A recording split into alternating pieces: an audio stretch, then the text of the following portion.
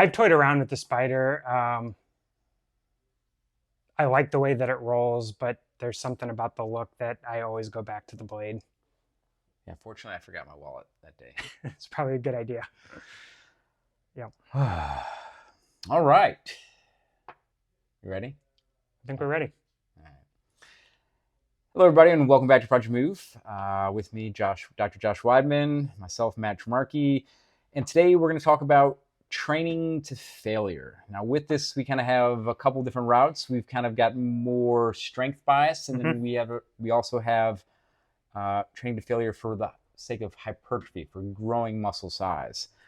So we're going to kind of take a deep dive into how do you train each accordingly, and kind of talk about some myths and kind of some things that may be a little controversial. I know with like the strength training, a lot of people are talking about kind of reps and keeping some reps and reserves to optimize for strength training, but we're going to kind of talk about why you maybe want to be doing both, but definitely certainly incorporating that training to failure. Yeah, and I think the challenge with the literature is you kind of have to define your parameters, and then you kind of have to stay within those parameters. And it depends on, especially in this case, are you dealing with trained individuals versus slightly less trained or untrained individuals? And, a lot of times, it's a college study, right? So they recruit college kids, and, they might be athletes. They probably aren't athletes. They're just there to participate. So the long story short is the research might come to a conclusion, and that conclusion is really determined by like the parameters that they chose for the study, and then obviously the participants. So the conclusion is kind of mixed, right? So we can see some research will suggest failure is necessary, and some other research will suggest that failure is not needed. And so then if you dig into the methods section and like who they chose for the different individuals, the subjects, the research that says that we need to attempt to get to failure, they're typically looking at people that are trained, and they have to kind of push the boundaries a little bit. Whereas if we're dealing with an untrained individual, we're still going to see changes and growth from reps in reserve. So I think it's just taking into account who we're dealing with. And like if we're talking about general population, they probably don't need to be going all the way to failure. They probably could have a few reps in reserve.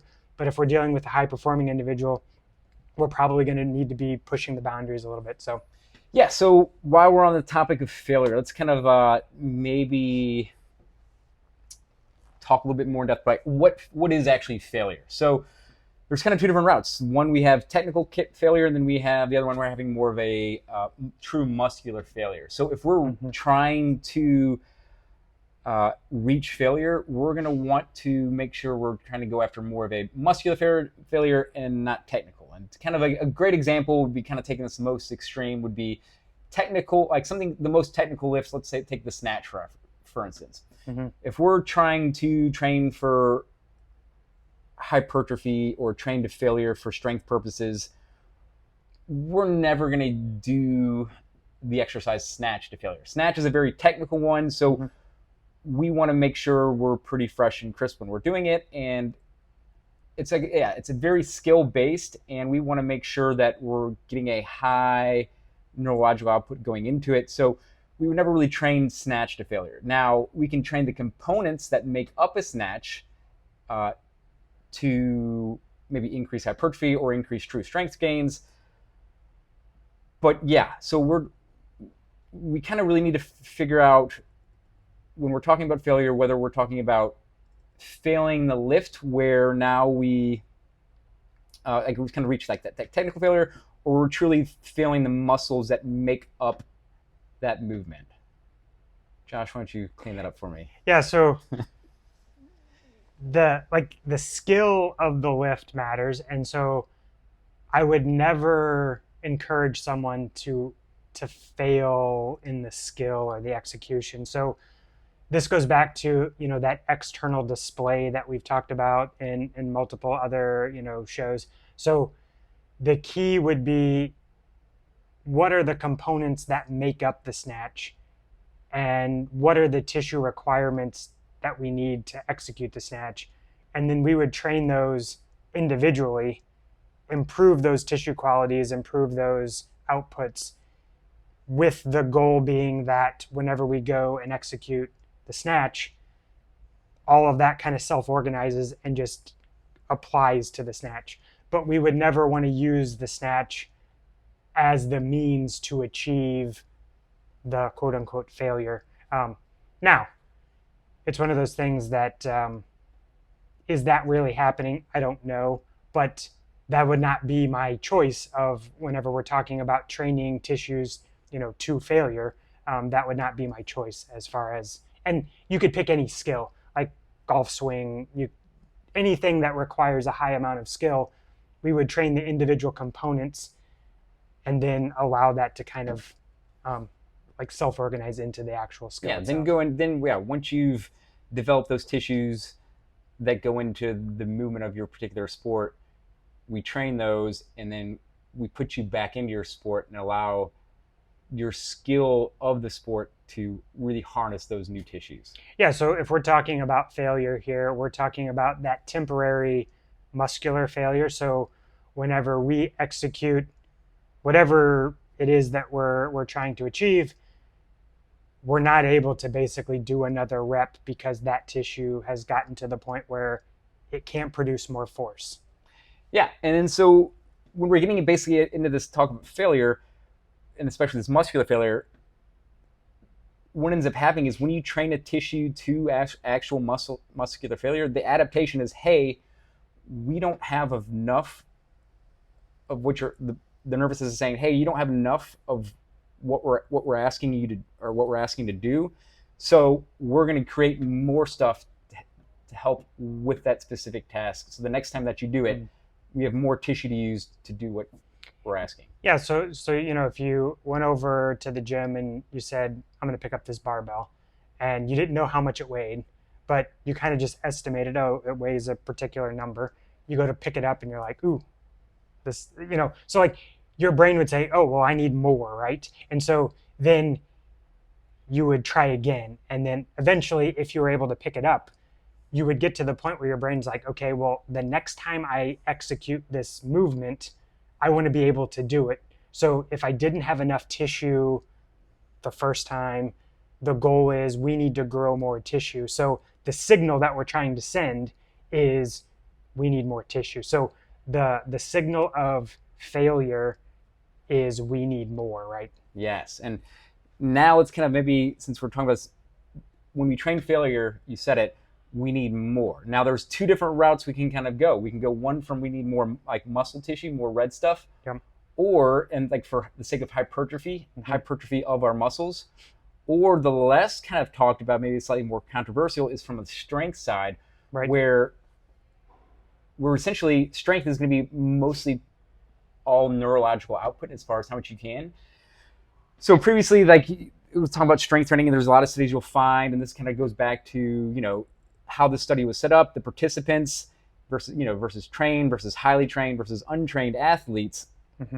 Now, if you're failing, if you're leaving some reps in reserves, you may be able to get some, like, especially if you're early on, if you're a trained or untrained athlete, any sort of strength work you're doing and you're leaving reps in reserve, you're really just accumulating more neurological capabilities to do whatever exercises you're asking. So if you take a completely untrained athlete and you have them back squat for the very first time, they may be able to do like a barbell. But then within like 2 weeks, you're going to see a 300% increase as far as what they're capable of doing. Right. It's not because the tissue, your muscle tissue, is already adapted then and just giving you more muscle to use. It's just that you've developed more neurological capability to recruit more tissue to put into that back squat. So you start seeing this accumulation of just maybe like more neurological drive. Now, when you start to go more towards the highly trained athlete, we're kind of butting up against how much. So yeah, maybe let's talk talk about absolute strength versus maximal strength first. I feel like that kind of help Okay. kind of bridge this gap. So absolute maximal strength is basically your ability to recruit as much of your biology and funnel it into an exercise. Let's just say the back squat, Mm-hmm. and however much you can bet, like your 1 rep max, that's your maximal strength of your back squat. Correct. That does not mean you've used all of your muscle to bring into the back squat. So absolute strength would be is like if we were to able to hook you up to a machine and get every single one of your muscles to fire, we would see a much higher output from those muscles, because now, like we said, we're actually able to harness everything, compared to where maximal strength, it's only what you're actually capable of recruiting. Yeah, so you could almost think of it as like a governor, right? So the muscle potentially has the capability, but for whatever reason, you're only able to output, say, 60% of the current capacity. And so part of bridging that gap between the max strength and the absolute strength is allowing the nervous system to output more. So that's kind of the name of the game, is how can we harness more neurological output? But it's like this dance, right? So we get more neurological output, and then we have to backfill with biology, and then we kind of keep chasing. But if we go back to the novice versus the highly trained, the novice is going to have a bigger gap between their absolute strength and their maximal strength, because they don't know how to harness the nervous system. They don't know how to create tension. They don't know how to irradiate through their entire body to create the force. Whereas the highly trained individual, that deficit is going to be much smaller, because they've actually spent time training their system to be able to output more. So part of this, it's the skill of creating tension, the skill of irradiation. And so um, it depends on who we're talking about, on like what we're going to focus on. Yeah, so I think for those who have a bigger gap between that absolute and maximal strength, Mm-hmm. leaving reps and reserves is still going to be sufficient enough to get you closer to that absolute strength. We're going to talk about training to failure as far as more of those elite athletes, when you're kind of already have a much narrow gap between your absolute and maximal strength. How do we get more? And Mm-hmm. the only way we do that is to create more neural drive. Is, well, how do we get more? We go to failure. So Right. yeah, we're going to kind of maybe segue between what kind of focus more on, maybe on strength, since we're talking about strength, and kind of talk about the difference between strength to failure and more hypertrophy to failure. So strength, like I said, we're going to be training to failure. Just what we're going to end up changing is the time under tension, and then like I said, the intensity will have to adjust in order to meet our ideal time under tension. Correct. Yeah. So if we're talking, since we're talking more neurological, um, it's a shorter time frame.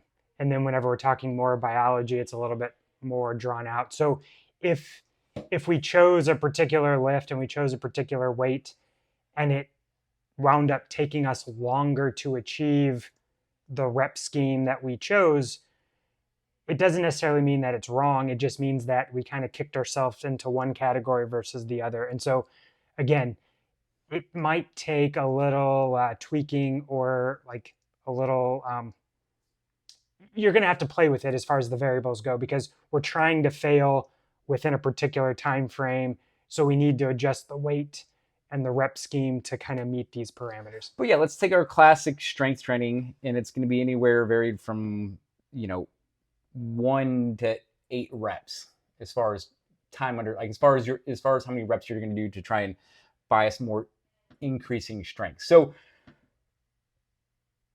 as we get heavier and heavier, and we see the intensity going up, we're going to obviously see speed drop off. So our velocity is going to decrease. So the amount of time it takes to complete 1 rep is going to be somewhere probably north of 5 seconds. So if we're talking about like a heavy back squat, if you watch powerlifters, it's going to take anywhere from 5 to 8, 10 seconds per rep. Mm-hmm. So we break that down, and what we see for trying to maximize strength gains, training to failure, is somewhere between that 12 and 24 seconds. So if we're averaging anywhere from 5 to 10 seconds per rep, we put that into your 12 to 24 seconds. We're looking at like 1 to 6 reps. Correct. And so I think the thing that we need to kind of emphasize here is we don't really care about the reps per se. We're really coming at this from that internal perspective.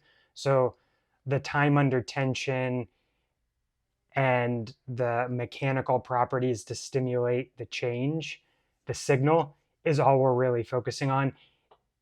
The whatever the rep winds up being or whatever the weight winds up being, it is what it is. But the goal is the signal. The goal is not the external display. Yeah, and coming from the strength, this is going to be a lot more neurological. And if we're working max intensity and for strength training, we're only going to be able to put 90% plus intensity for somewhere 12 24 seconds max. Yeah. And that's where we're looking to fail within that time domain. So then our adaptation is, hey, we need more neurology. Essentially, now we can kind of raise that absolute threshold to now use to like funnel into whatever exercise we're going after. Yeah, and so part of the neurology that we're dealing with too is the speed of contraction. And so the interesting thing is we think speed of contraction, but the lift looks slow, right? So we're trying to create a fast speed of contraction, but because the weight is so heavy, it winds up being relatively slow. Whereas, we can't move something fast and move something heavy kind of at the so we kind of have that speed strength and we have the max effort type stuff. So I think the key is, even though we're trying to execute the lift as fast as possible, because it's so heavy and because of the other constraints, it winds up being slower, but it still fits within this time parameter that we're trying to achieve. So in case anybody's wondering, go back and look at our previous episode on training fast twitch not to failure, because we kind of get into like the muscle gearing, as far as how basically once you reach a certain intensity, how the mechanical properties of the muscles change, and your ability to then be able to contract fast is just not really possible. Correct. Yep.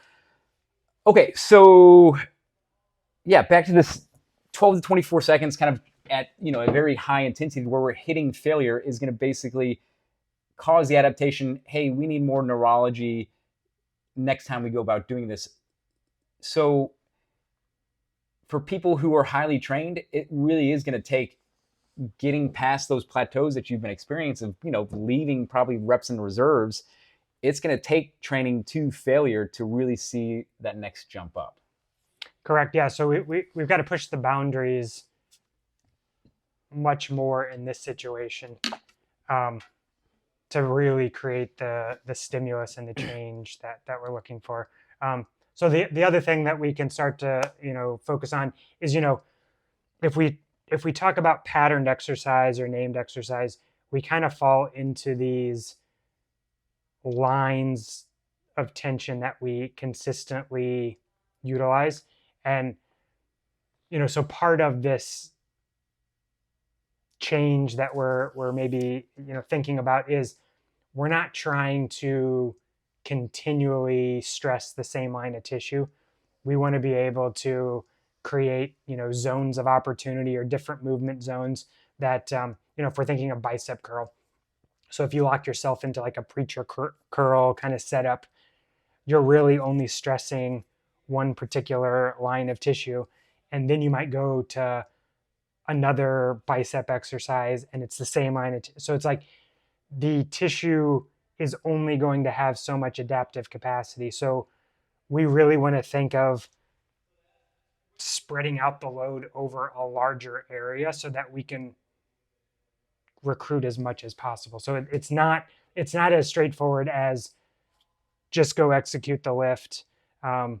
We need to think of this from a 3D perspective rather than just a a linear perspective. Well, yeah, and it's kind of weird. Like for upper body, we have like, especially chest. We've probably guys probably have at least minimum 3 different lines of tension that they're trying to hit. But when it comes to our back squat or deadlift, we're literally in the exact same spot every single time. Toes have to be exactly, feet stance width has to be exact.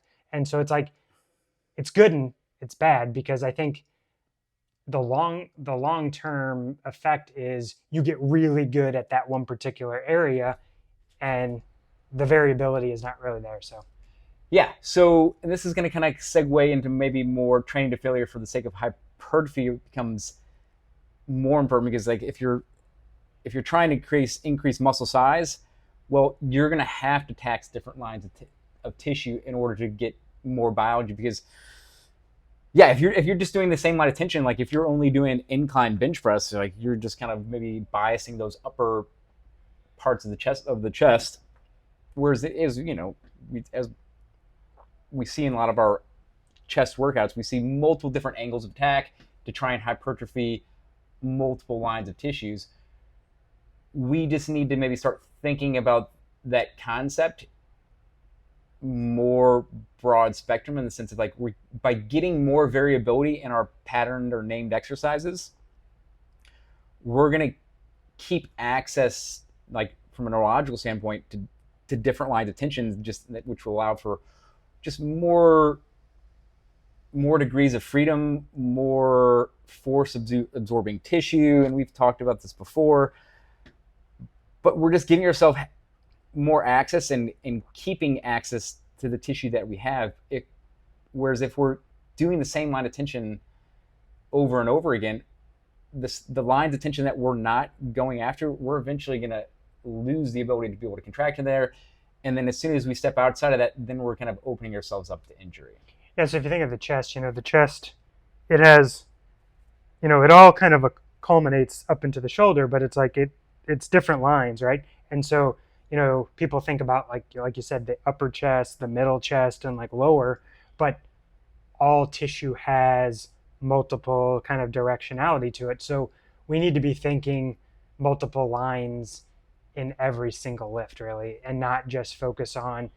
And this is the challenge with quote unquote named or pattern exercises, because as soon as you say back squat, your brain already has this preconceived idea of whatever your coach has tried to get you to do. And that limits the possibilities typically. And so by changing foot positions, changing stance widths, changing, bar positions as far as like low bar versus high bar, some of those types of things allow us to bias, different ranges of motion, different depths, and ultimately different fiber directions. Yeah. So coming at it from the strength, we're looking at trying to basically give you more neurology to funnel into your sport, your whatever named exercise you're looking at. But now, for the sake of giving you more muscle mass, now things change a little bit. Our time under tension is now going to kind of increase, because now we're looking to take more muscle to failure compared to our neurological side. And with that, we're going to see increased time. So we're looking somewhere between like 30 to kind of 60 seconds of time under tension. Mm-hmm. And we're looking for, as we mentioned before, more muscular failure, not technical failure. So it may not be necessarily a named exercise. We just need to know whatever tissue we want to see get more of. We need to work on contracting that muscle continuously for somewhere between 30 and 60 seconds, and somewhere in that 30-60 seconds, you're hitting muscular failure to where you cannot do another rep. Correct. And so, muscle is not one thing. So if we think of bicep is a good example, the bicep starts at the shoulder, goes down to the elbow, and yes, it's long fibers, but not every fiber goes from the shoulder all the way to the elbow. There's multiple fibers that they have different lengths. And so we have the all or none principle, which basically is either the whole motor unit has to contract or it doesn't. but that doesn't necessarily apply to the entire muscle. And so we could be stressing certain fibers within the muscle, but not necessarily the entire muscle itself. So that's where we have to constantly be finding new zones to be moving through, because if we're really trying to create change, we could be creating change in one particular line, but the goal is really to bring in as many different lines as possible. So kind of changing how we think of it is maybe a better way, because I think a lot of times you think, oh, I'm doing a bicep exercise, my entire bicep is working, or I can't contract my bicep any further. But as soon as you change the angle, oh, now I can contract. Like, so you've only fatigued certain lines versus different lines. Yeah, and I guess another thing kind of also worth mentioning is the length in which we're training the muscle too, Yeah. for sakes of hypertrophy. So I know there's been like several studies done, like especially coming out now, it's becoming a little bit more like training to length puts essentially more mechanical tension and more stress in the muscle, which is, and then ultimately leads to increased fatigue and basically getting to failure a little bit better. But when we're, like you said before, like most people think, if we have a muscle from our bicep, it starts from our shoulder, that goes across our elbow, it's just one long strain, one long strain. Whereas we actually know about the way muscle and fascicles are arranged is they don't actually span the full length of the joint. Mm-hmm. It's segmented, like where some strands might be longer. So by essentially training for the sake of hypertrophy to length and going more at length, we're essentially putting stretch into the entire length of the fiber, and allowing it basically actually reach true failure. So like, let's say sometimes like if we're doing a bicep curl and we're going just full range of motion, we might think we're hitting failure because we can only now get the weight up halfway. So we're essentially kind of failing lifts. And this kind of gets back into that maybe you're reaching more technical failure, but you're actually not reaching full muscular failure. Really training to failure is going to be then now just, I think Arnold actually was big in this. He would actually just incorporate partial reps. So he would go all the way until he literally just could not bend his elbow the slightest bit anymore. And lo and behold, the results that he got, I mean, he revolutionized the game. And also with that too is when you actually then go all the way to length and train true failure, the amount of sets that you have to do dramatically decreases. Yeah, so those continuous tension sets, you can start in like a short range, and then once this range kind of fails, you can then move to a little bit longer, and then you can internal, external, and like so you could stay here. This fails. I'm gonna go a little bit here. I'm gonna go there's so many more possibilities, and so it's like, well, that isn't what I learned as a bicep curl. Well, it's like, yes, that's true. We're now trying to like distribute the stress. Trying to free your mind, Exactly. So that mechanical strain is really the signal that we're looking for. And so the longer we take the tissue, the more mechanical strain that we can put through the tissue. And then getting back to the fascicle lengths aren't necessarily the entire length of the muscle. So if we think of each muscle fiber is technically its own muscle, because it has a tendon on one side, it has a muscle fiber in the middle, and then another tendon, and then that bleeds into another tendon, muscle fiber. So in and of itself, a long muscle is multiple, like you could take this down to the microscopic, but it's basically mini muscles that group together become bigger muscles. So the bicep is just a grouping of fibers that all wind up, they do about the same job, but really we can break it down into much more smaller components, if you will, which leads to better results if we can stimulate from a a broader approach rather than just one particular line of tension.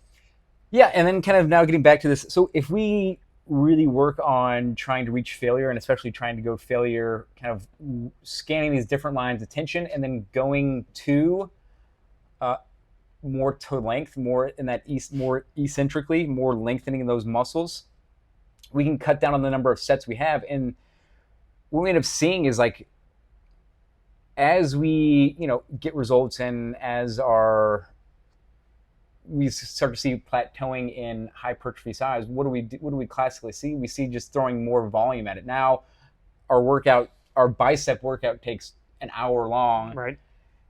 and because you're doing 3 to 4 sets for maybe more supinated grip, and then 3 sets for doing more of a pronated grip.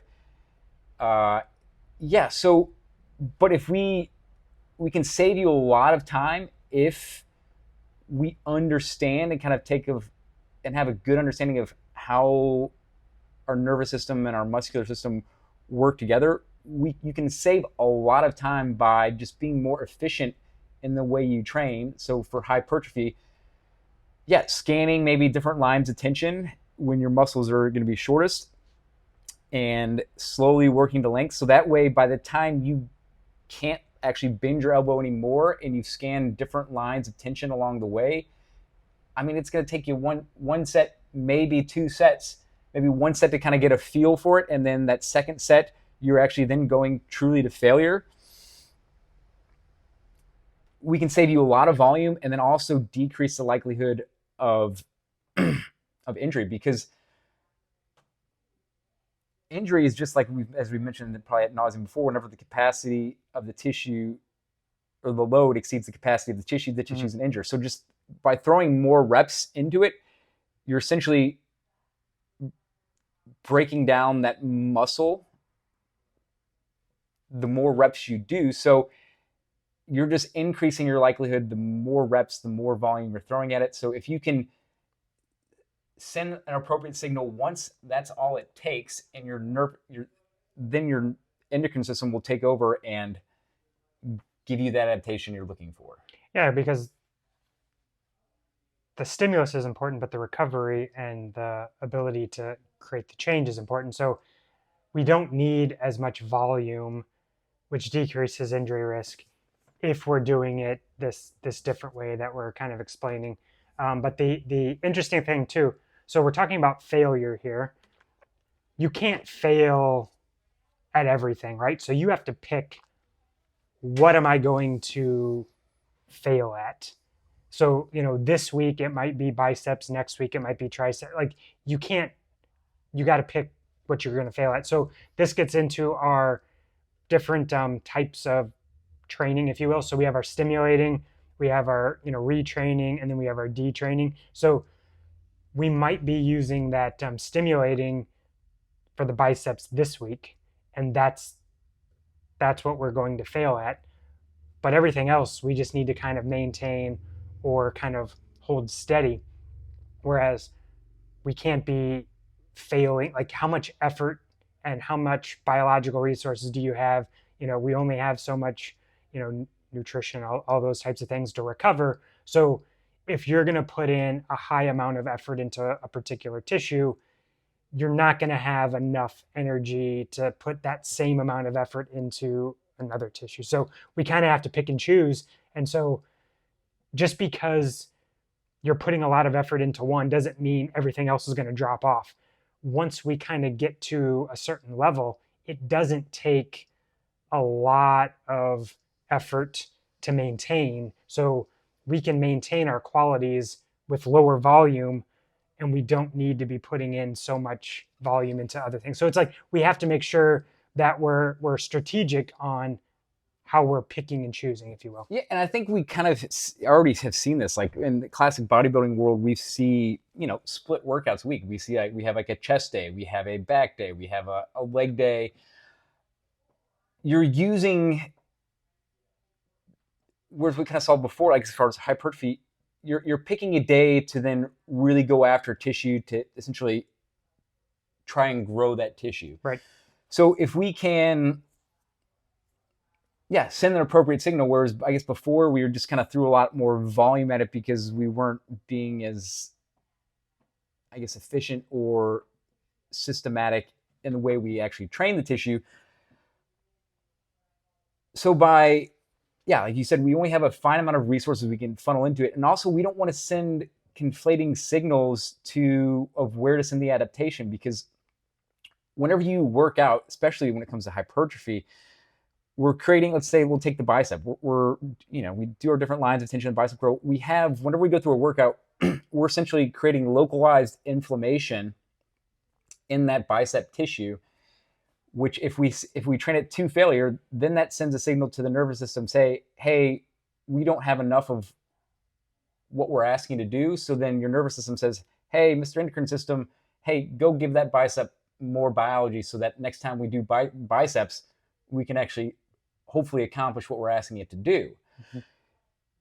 If you're doing multiple muscle groups or multiple tissues, you're going to have now these localized inflammation in different areas. So you're not going to essentially be able to have as a great of adaptation and trying to go after multiple areas, whereas if you're kind of going into one, because you're kind of sending now, hey, now I got to send some resources here. Now I need to kind of send some resources there. Mm-hmm. So picking and choosing what tissue you want to go after, stick with that.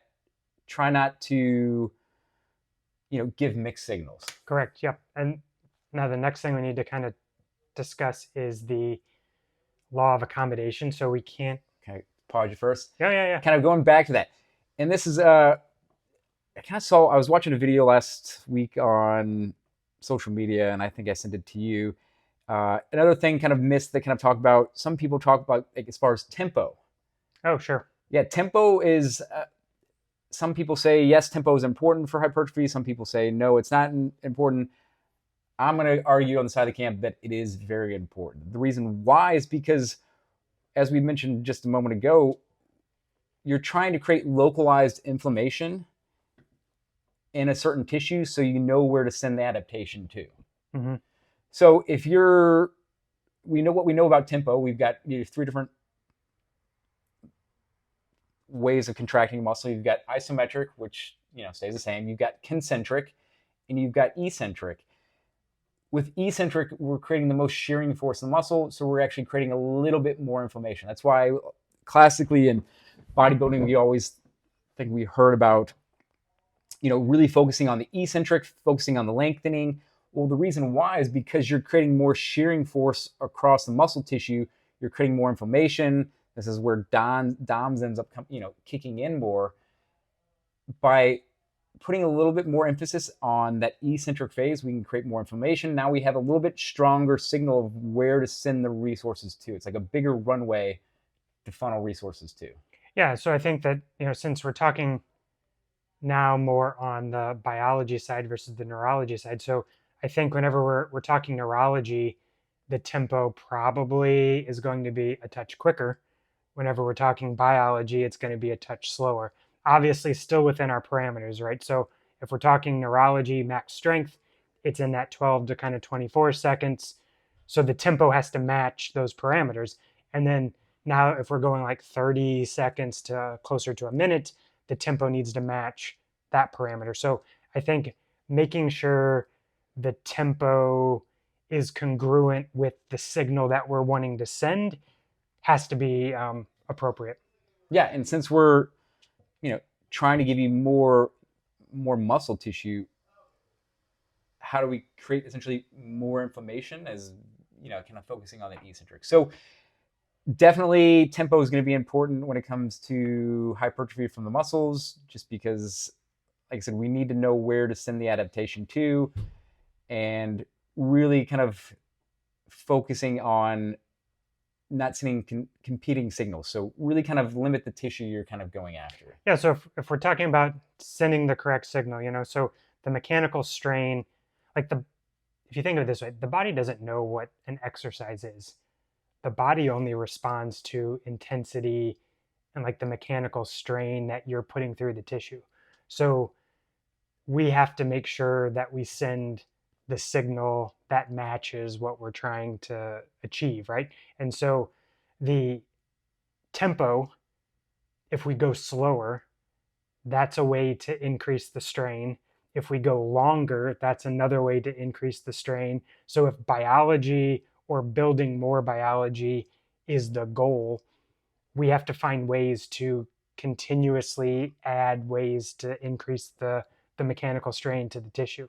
And so, whereas if it's neurology, the speed of contraction winds up being what we're really kind of going after. So that's a different property.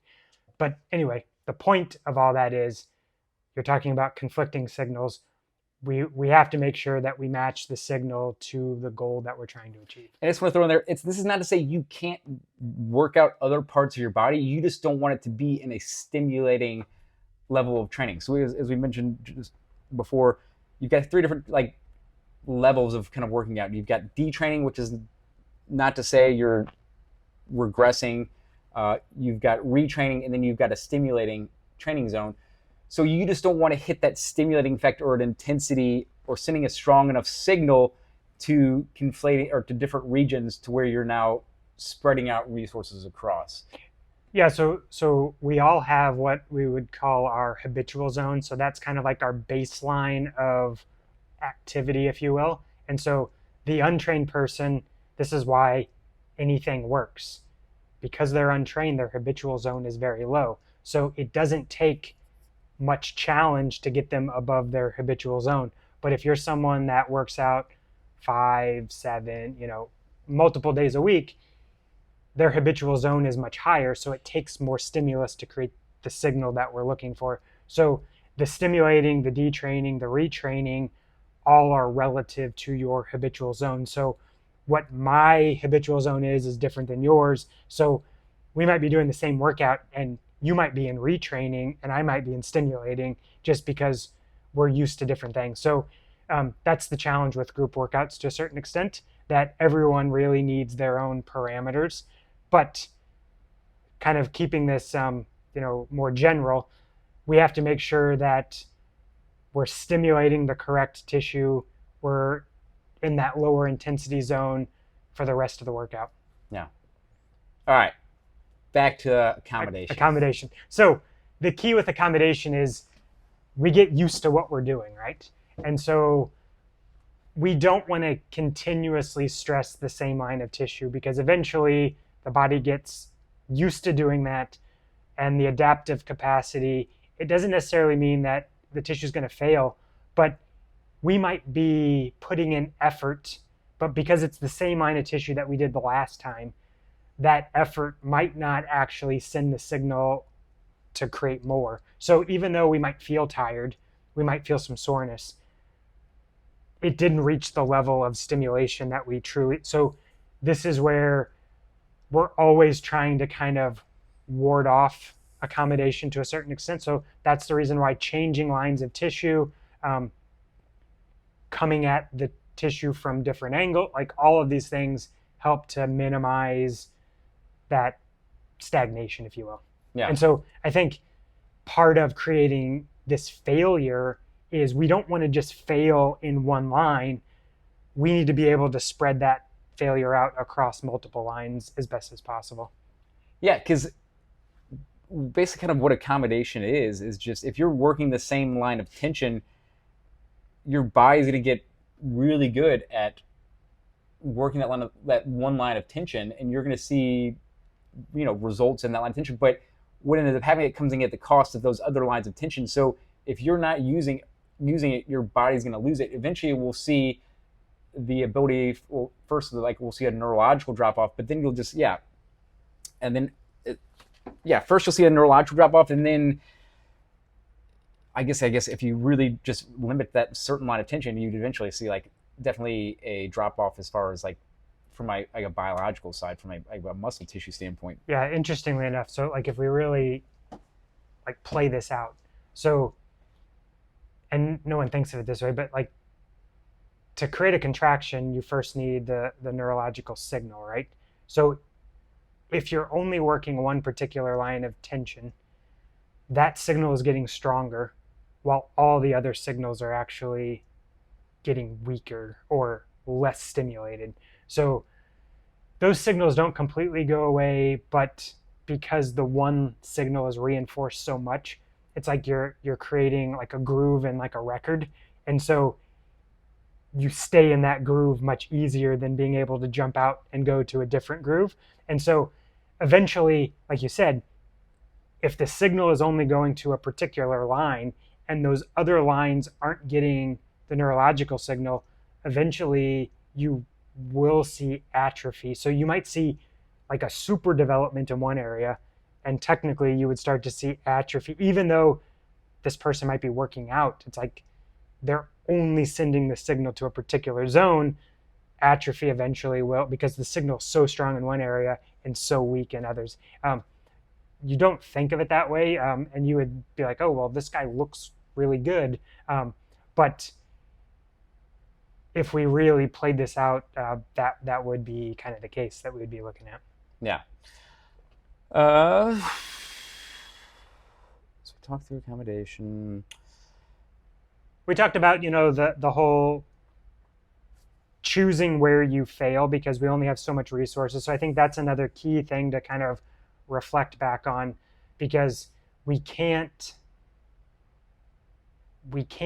adapt one line of tissue because we have to have resources, right? So this is where that detraining comes in, because detraining sounds bad, but detraining is how we can manage our resources a little bit. So this is improving blood flow. This is improving like nutrient delivery. So say you do your max effort, highly neurological, say on Monday.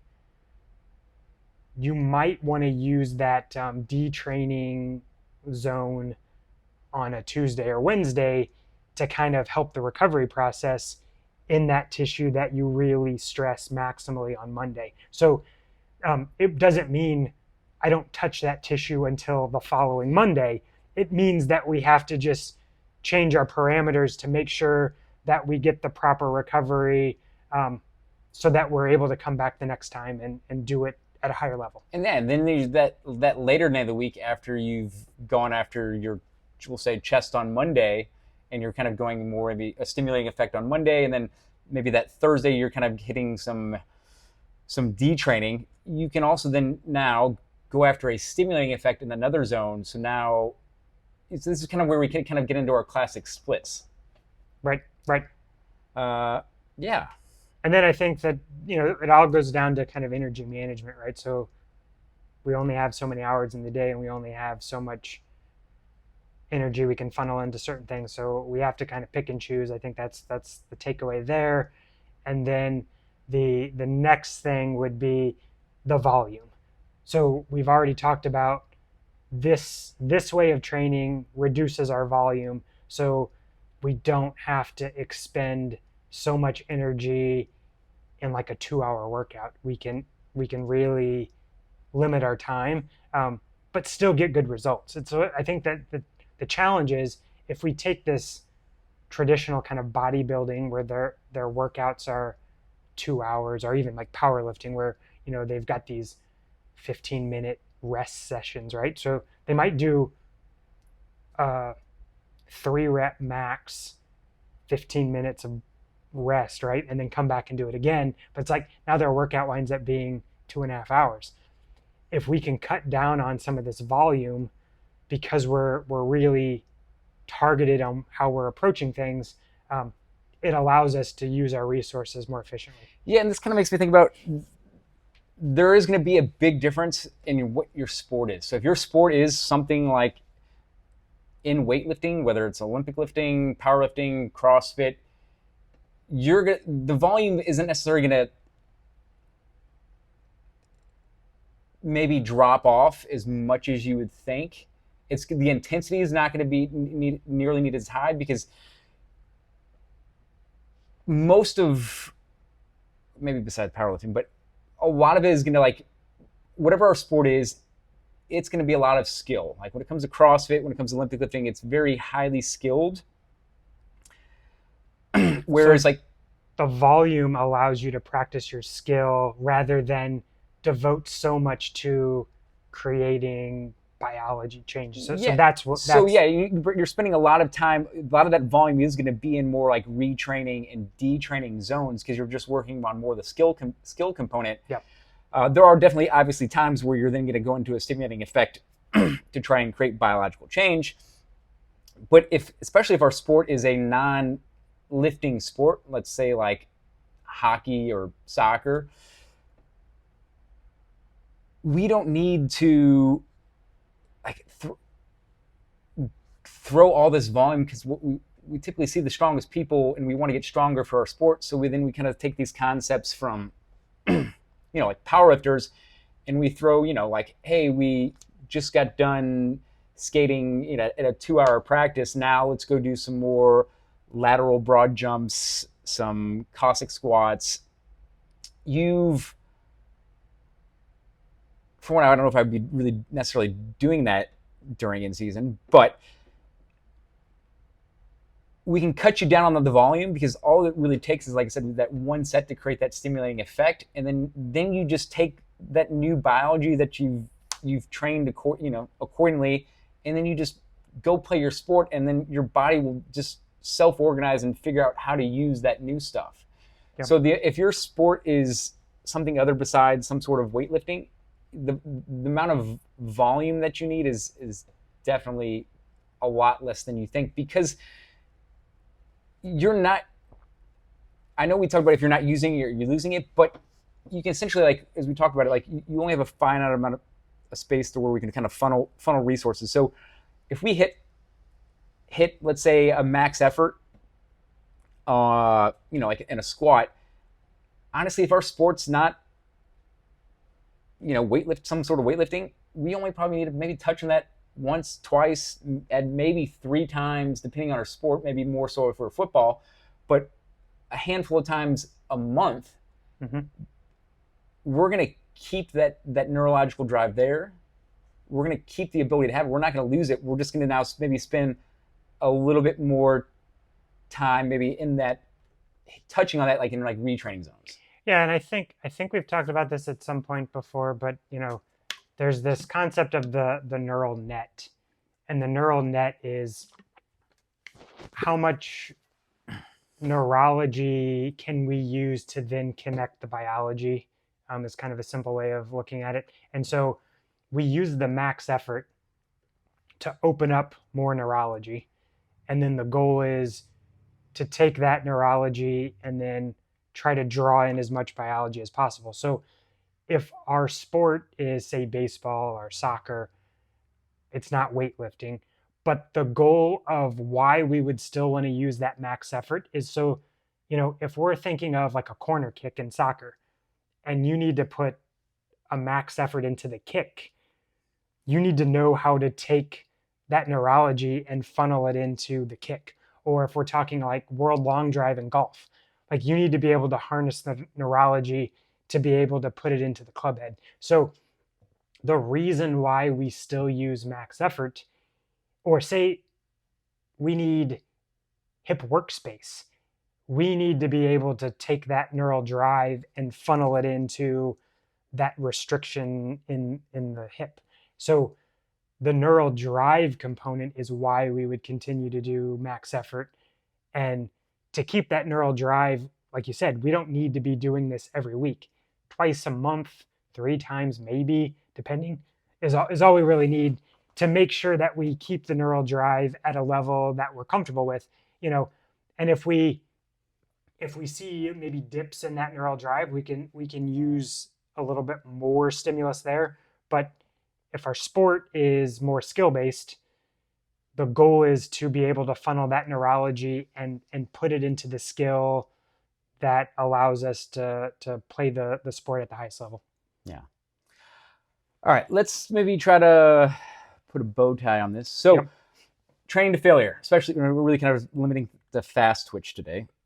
So we've kind of got 2 different routes. One, we're either training our neurological system to failure, which is going to buy us more strength, which is going to be looking somewhere between that 12 and 24 seconds. And you're picking an exercise in which you're trying to get more strength, more force production out of that tissue. It could be a back squat. If you're really looking to maybe bias a certain tissue, it may not have a name. It may just be some exercise where you're hitting failure at intensity that's high enough that promotes it to fail in that 12 to 24 seconds.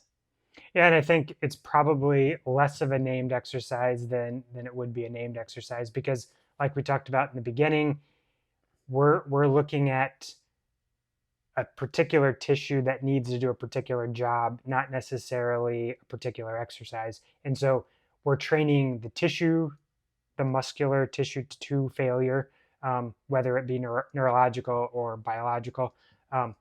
But it's going to be less of a named exercise and more of the quality that we're trying to improve. And one thing we didn't actually touch on before, which just now popped in, is how we're training kind of this neurological failure. This is why we do like sticking point training. So like if you're a powerlifter, sometimes you'll areas that you struggle in, you'll go into like a hard isometric, like we'll take bench press at your particular sticking point, and if you train to failure, you're basically now you tell your body, hey, at that particular spot where I've struggled at before, I need more neurological drive. So now I can bias getting more neural drive in that particular spot where I was weak before. Yeah, and if we look at isometrics in particular, they actually have the highest neural drive. Yeah. So if we're looking at a max effort isometric, that's the way that we unlock opportunity for neural drive. And so that neural drive then allows us to create more in that sticking point, which allows us to kind of get through it without just kind of falling into the next zone, if you will. Yeah. So if your goal is for strength gains, I would definitely throw in some isometric training to failure exercises in there. And with the isometrics, the interesting thing about them as well is we get this little bit of carryover, right? So we get kind of plus 15 degrees. So if we train at a particular zone, we don't have to necessarily move in like super small increments. We can kind of like a pie chart, if you will. So we've got 15 degrees and then we can move another 15. And, so you can kind of play around with where the sticking point gives you the best. And it's a lot safer too. Well, especially after injury, right? So that's why all PT, you usually always start with some sort of isometric and some sort of neurological, because whenever you injure, you're essentially going to stop using that tissue, and then you lose a little bit of neurological capability of, activating it. So it's a great safe place to start, but it's also a really great place to get as much neurological output as you want. Yeah, so you can basically take any exercise or even skill too, if you kind of know how to, fiddle around with it. And you can figure out, okay, well, I'm really struggling in this particular zone. So if you can rig up a position where you're able to create an isometric in that zone, it'll help you work through those sticking points. And so it can work for any exercise, really. Yeah. So 12 to 24 seconds, hitting failure is really going to promote more strength gains, and it's really giving you more neurological. So training to failure, we're trying to give you more. If we're looking for strength, it's that 12 to 24 second. Now, if we're looking for more fast twitch, hypertrophy when it comes to giving you more muscle, now we see that intensity drop off a little bit because we're trying to fail now at a greater time, somewhere between that 30 and 60 seconds. And as we kind of mentioned before, that's kind of what that 60 seconds is, kind of like that upper limit of our fast twitch capabilities. Yeah, and so we're probably, like, if we had to put a number on it, we're probably still upwards of 75, 80% rather than being 90+% as far as like if we were going off a 1 rep max. Yeah, so trying to hit muscle failure, not technical failure. So just also knowing what it is you're trying to get more of. And like, it may not be a named exercise. I mean, you could do a bench press. I would argue there's probably some better exercise to get your chest to grow bigger. Mm-hmm. But trying to hit failure in that, 30 to 60 seconds. But with that, we also now starting to see, if we're trying to give you more muscle, we also need to really incorporate different lines of tension. Yep. And then also think about going more to length. focusing a little bit more on that eccentric and tempo, just so we can create more shearing force, more localized inflammation, so we know where to send the adaptation to. Yeah, and I think it really comes down to being more specific in our intentionality of what we're trying to achieve.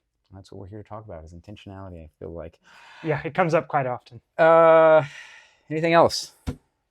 No, I think that that's. I mean, I know it's a lot to take in. I know it might kind of shift your thinking a bit, but I think the more we can kind of have intentionality behind what we do, the better the results. And I think our first episode was how do we create change, and I think these last couple of episodes have really like honed in on the specifics of how we would create change for different fiber types, if you will. Yeah. All right. Yeah, if you have any questions or you have maybe a different opinion, yeah, please drop us a comment.